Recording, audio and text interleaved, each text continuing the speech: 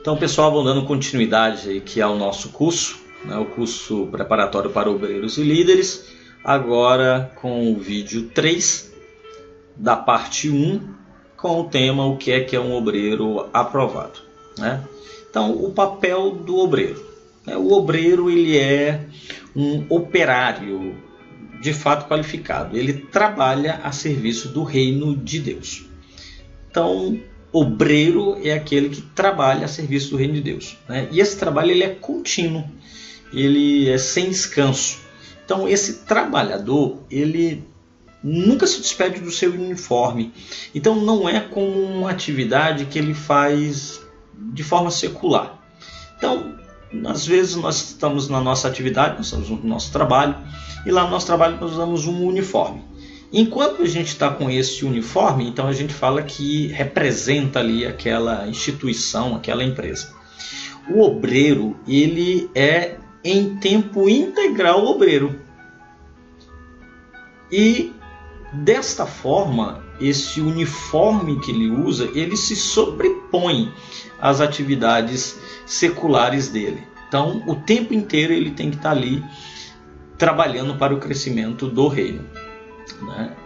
E como obreiro você se torna cooperador.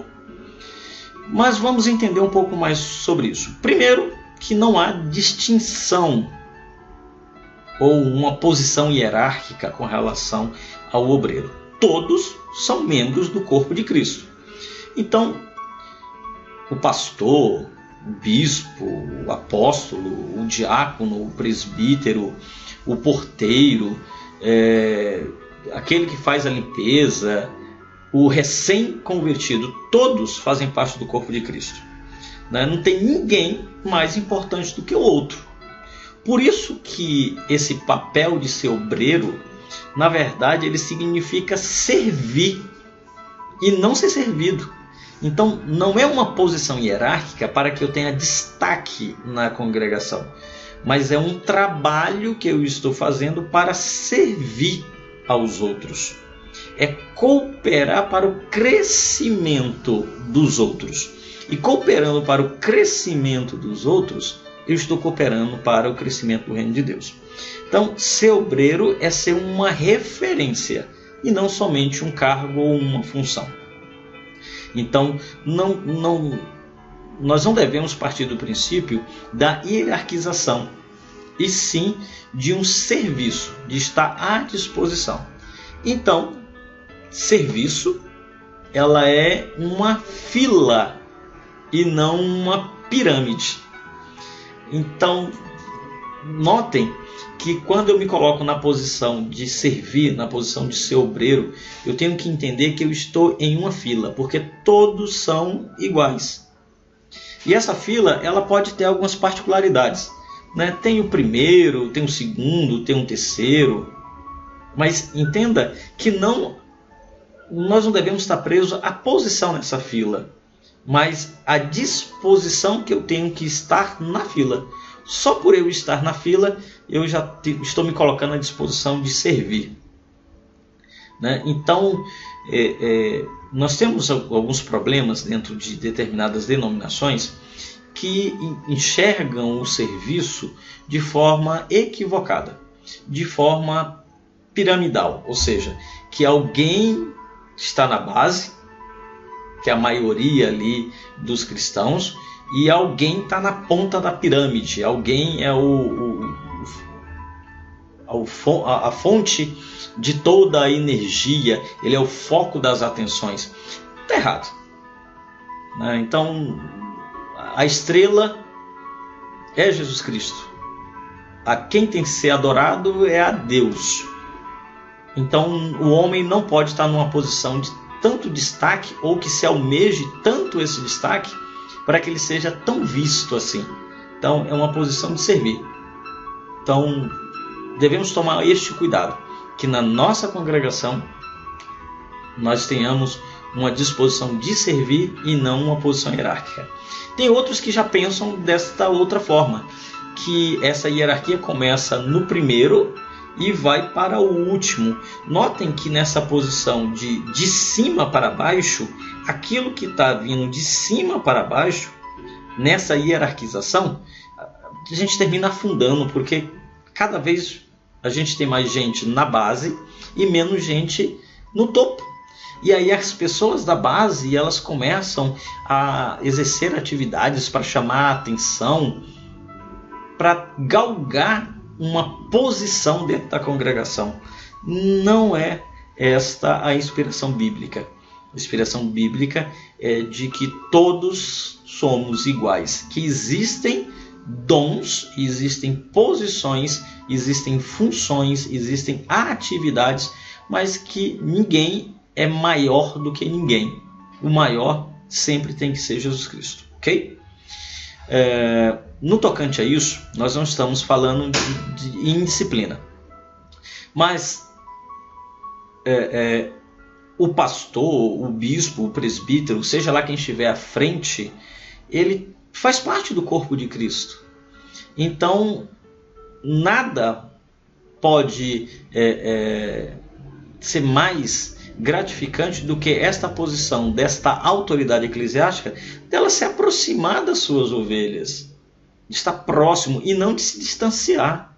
O meu papel é o papel de ensinar, de instruir, de amar, de acolher, e não de usar o meu poder para te pressionar ou para te sufocar, porque eu tenho este poder, eu tenho essa posição eclesiástica. Devemos respeitar as posições eclesiásticas, claro, como nós respeitamos outras posições no mundo secular. Nós entendemos que existem juízes, empresários, políticos, e nesse campo existe um respeito. E aí sim existe uma hierarquização, existe uma posição hierárquica. Agora, na igreja, nós não podemos nos prender a posições hierárquicas. Até porque, se você está exercendo uma determinada função, Deus te deu essa função. E se a gente não usa da forma apropriada, Deus também pode te tirar desta função. Então, o poder, ele é dado e o poder, ele é tirado. Diferente da autoridade. A autoridade, ela é emanada. A autoridade, eu não preciso usar da minha posição para que as pessoas me respeitem, porque a autoridade foi dada por elas mesmas.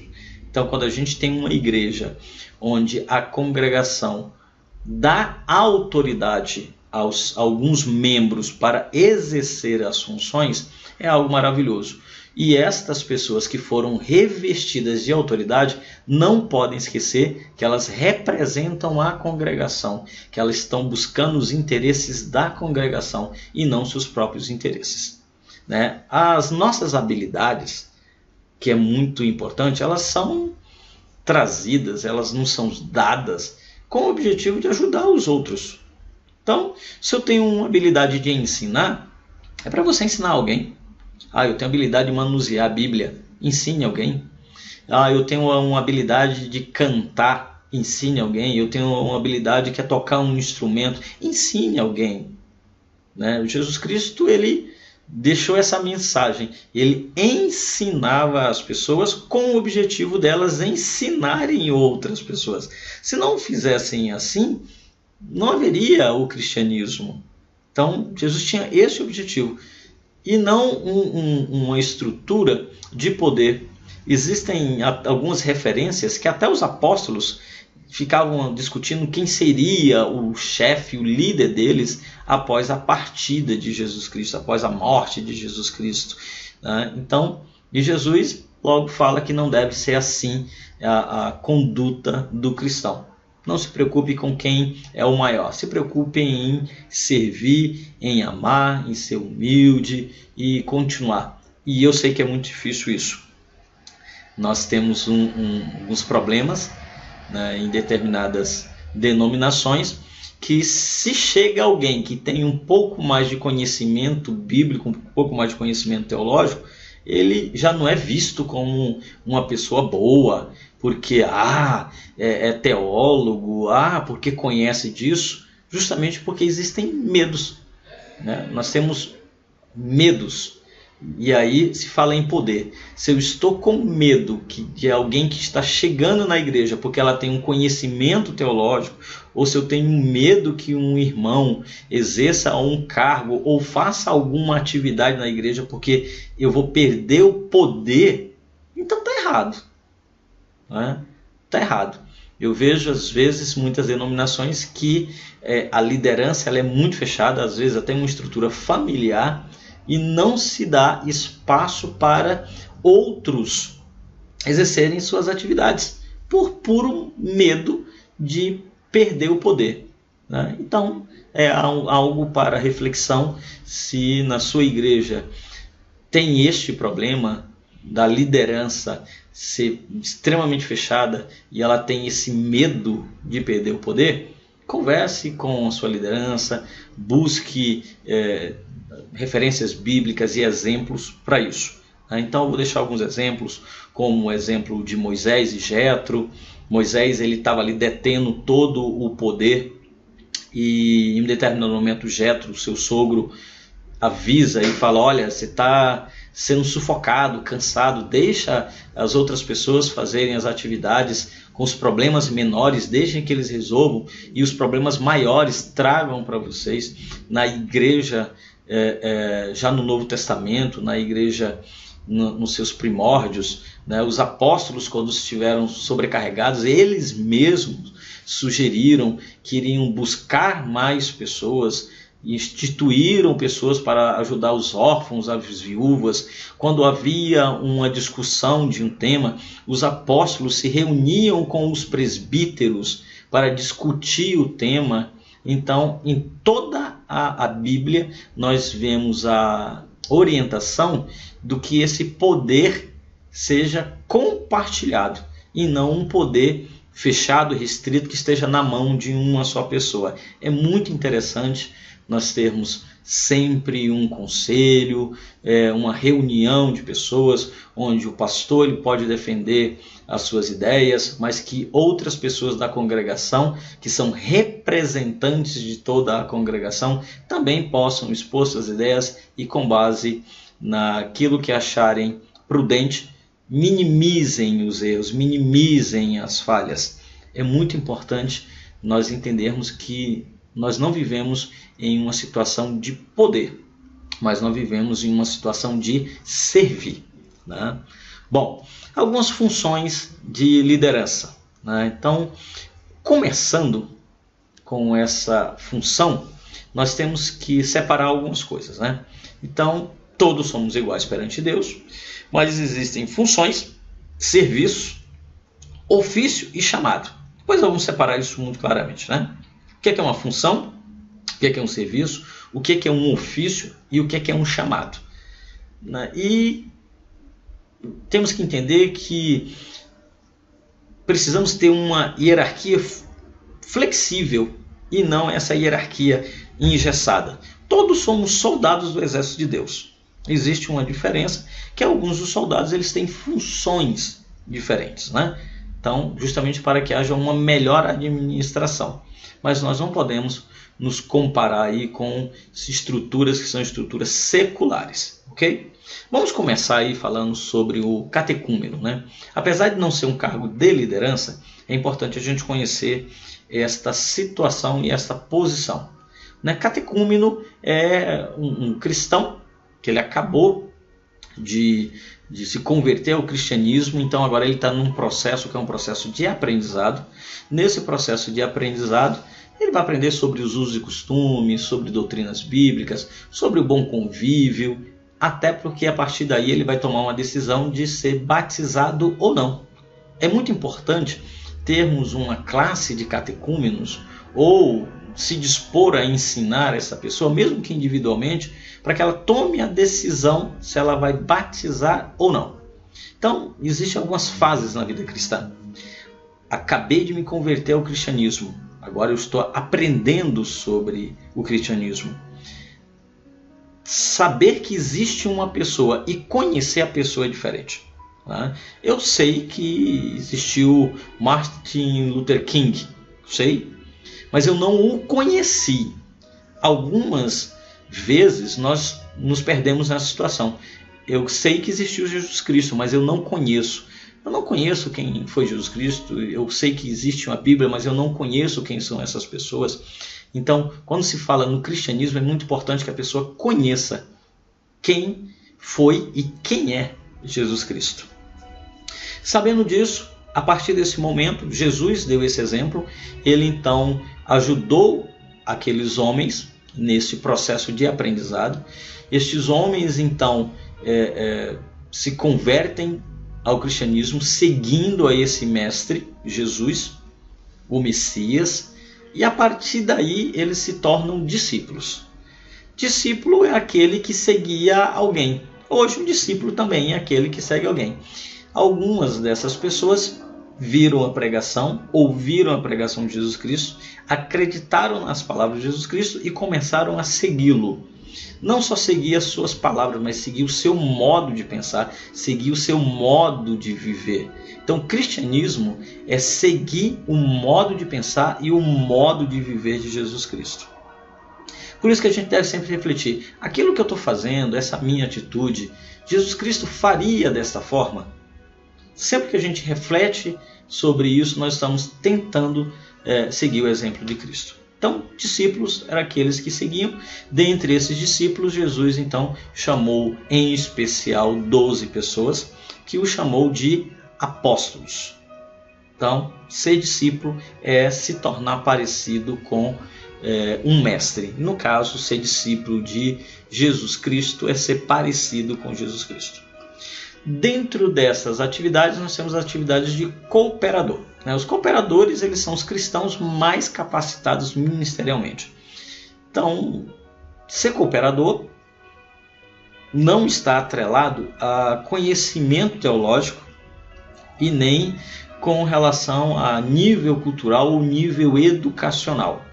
Ser capacitado ministerialmente é ter conhecimento e ter habilidades e ter atitudes que o capacite para servir, fundamentalmente para que ele possa ensinar os outros. Então, ser cooperador é preciso estar capacitado ministerialmente.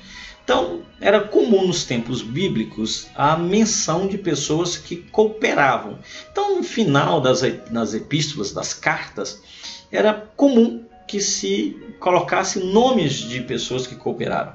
Em Romanos 16, 22, nós temos a citação, que é a citação de Técio, que foi um grande cooperador, que ali escrevia, passava para um papel, trazendo aqui para o nosso tempo atual, transcrevia, passava para um papel aquilo que estava sendo ditado.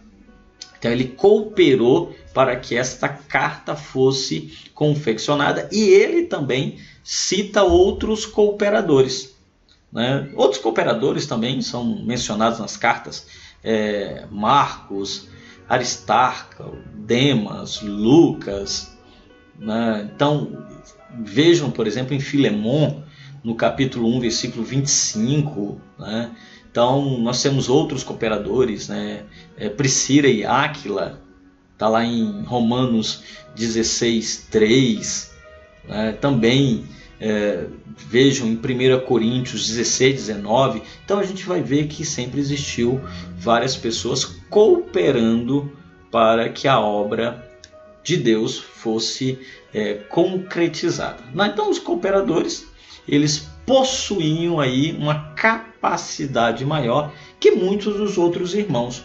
E eles ajudavam na organização do culto, na abertura de novos trabalhos, de novas congregações. Eles ajudavam na comunicação, na pregação, na evangelização. Eles ajudavam os apóstolos e os missionários nas viagens. Eles ajudavam na assistência aos obreiros de forma geral. Então eram homens e mulheres com uma visão muito ampla e um espírito de trabalho e cooperação. Então o objetivo era sempre cooperar. E hoje a gente tem um tratamento meio que diferente com relação aos cooperadores. Então, muito fora da realidade bíblica. Então a gente precisa valorizar e reconhecer aqueles que estão trabalhando. Às vezes, quando eu visito algumas igrejas, E eu noto que existem algumas pessoas que elas estão trabalhando, mas elas... Então, precisamos estar atentos e tentar juntar isso. Títulos, posições eclesiásticas com o trabalho de forma efetiva. Né? Vamos aqui a um breve resumo das funções exercidas. Né? Então, é importante lembrar que o serviço ou atividade, em alguns casos, é uma exclusividade, como, por exemplo, atribuições do pastor. O pastor ele tem algumas atividades que são exclusivas dele e outras atividades que são compartilhadas com o trabalho do pastor. De forma geral, nós não podemos esquecer que o papel do cooperador é ajudar na decência e na ordem durante o culto. Então, este cooperador ele tem que estar atento quando acontece uma situação dentro da igreja, ele tem que estar atento à conduta das pessoas, eles têm que estar atento sobre a manifestação do Espírito Santo, né? Nas igrejas, principalmente nas igrejas pentecostais, nós temos aí várias manifestações. Então, o cooperador ele tem que estar preocupado para que aquela pessoa, diante dessas manifestações, elas, por exemplo, não caiam, se machuquem, que elas não sejam expostas. Às vezes a pessoa está usando um vestuário e ela ali há uma manifestação espiritual, e aí a gente tem que estar preocupado para que ela não seja de nenhuma forma envergonhada, seja através de uma manifestação do Espírito Santo ou através de uma possessão demoníaca. Isso aí a gente vai trabalhar mais na frente. Mas independente da situação, a gente tem que ter uma preocupação se essa pessoa ela não está sendo exposta, se ela não está sendo ridicularizada, se ela não sai machucada. Ora, a pessoa sai de casa para cultuar a Deus e volta com um hematoma. Então, ao meu ver, ao meu pensar, isso não é prudente, isso não é correto. Então, o cooperador ele tem que estar atento a isso. Tem outras funções e outras atividades que a gente vai falar sobre o cooperador. Aqui eu vou falar um pouco sobre esse cooperador, esse primeiro cooperador, que é o porteiro. Né? Então, o porteiro ele tem que estar em sintonia, ele tem que estar focado nessas atividades. A partir de agora, a gente vai fazer alguns vídeos que são vídeos voltados para a função. Então eu vou desenvolver 2 funções em média por vídeo para facilitar o aprendizado e até depois facilitar a repetição e o estudo dessa função, ok? Bom, até o nosso próximo vídeo com a função do porteiro.